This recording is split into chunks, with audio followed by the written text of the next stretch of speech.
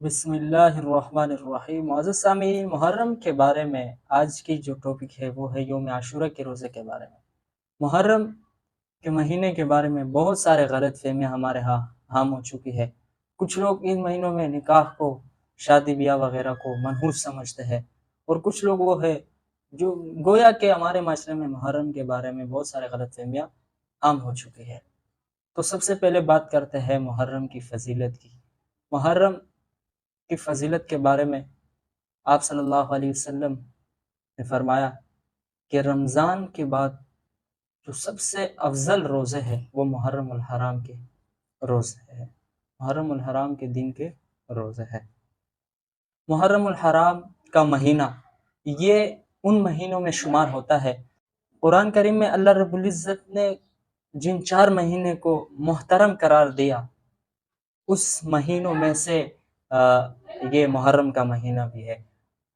وہ 4 مہینے یعنی جن میں مشرکین مکہ، کفار وغیرہ جنگ و جدال وغیرہ کو بھی حرام سمجھتے تھے، تو ان مہینوں میں سے ایک محرم الحرام کا مہینہ بھی ہے۔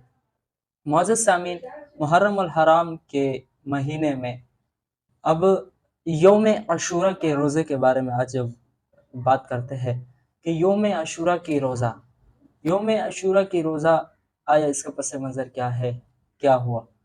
تو یوم عاشورہ کے روزے کے بارے میں آپ صلی اللہ علیہ وسلم نے فرمایا کہ اس یوم عاشورہ کی روزہ رکھنے سے 1 سال گناہوں کی معافی کا کیا بنتا ہے؟ کفارہ بنتا ہے۔ گویا 1 سال کے گناہوں کی معافی کا کیا ہو جاتا ہے؟ انسان کے لیے ذریعہ بن جاتا ہے۔ تو 10 محرم الحرام، اب یہ بات ہوتی ہے کہ اب 10 محرم کو روزہ رکھے یا 9 محرم کو رکھے یا 11 محرم کو رکھے، اور دوسرا ہمارے ہاں ذہنوں میں یہ سوال بھی ہوتا ہے کہ 1 دن روزہ رکھنا ضروری ہے یا 2 دن رکھنا ضروری ہے۔ تو پہلی بات یہ یاد رکھیے کہ 1 دن روزے کے بارے میں یا 2 دن ہوئے، اس سے پہلے ایک بات سمجھیے، وہ یہ ہے کہ یوم عاشورہ کے دن جو